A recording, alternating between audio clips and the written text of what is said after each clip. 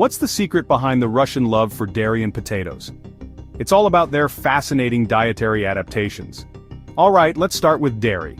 Many Russians, especially those of Slavic descent, have a relatively high level of lactase persistence, meaning they can digest dairy products into adulthood.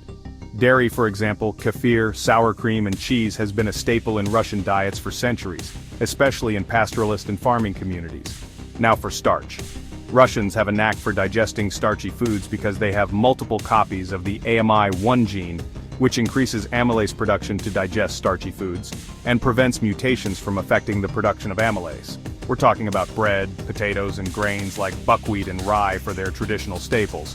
Their diet also plays into their adaptations for the cold climate. It means that they get to eat like pigs. Just joking. In the chilly northern and Siberian regions, fatty meats, fish, and fermented foods kept folks going through harsh winters. The fermented foods had live cultures in them that would help sustain their gut microbiome. As meat alone in the diet can cause inflammation, it would also help the food last longer.